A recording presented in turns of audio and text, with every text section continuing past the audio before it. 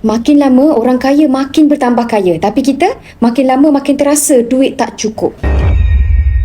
Pernah terfikir tak apa beza antara orang kaya dengan kita? Sebenarnya orang kaya bertambah kaya ni bukanlah sebab mereka kerja kuat semata-mata, tapi sebab mereka uruskan harta mereka dengan cara yang betul. Masalah kebanyakan orang bila mereka simpan duit dalam bentuk wang kertas. Sedangkan setiap kali kerajaan cetak lebih banyak wang, nilai duit itu semakin merosot. Contoh mudah, apa yang duit 100 boleh beli beberapa tahun yang lepas, hari ini kita perlu bayar jumlah yang lebih banyak untuk item yang sama. Sebab itu orang kaya mereka simpan emas. Bukan untuk bergaya, tapi untuk lindungi nilai kekayaan mereka. Cuba tuan-puan tengok rekod harga emas tahun ni saja. Kalau kita beli 100 gram emas tahun lepas, harga cuma sekitar RM40,000. Tapi kalau dijual hari ini, 100 gram yang sama dah bernilai lebih RM60,000. Tanpa perlu buat apa-apa, nilai simpanan dah naik sekitar 50%. Ini bukti jelas emas bukan sekadar simpanan, tapi pelindung nilai harta. Caranya sangat mudah. Tak perlu tunggu kaya baru nak simpan emas. Tak kisah berapa gaji kita, simpan saja ikut kemampuan. Nak lebih mudah,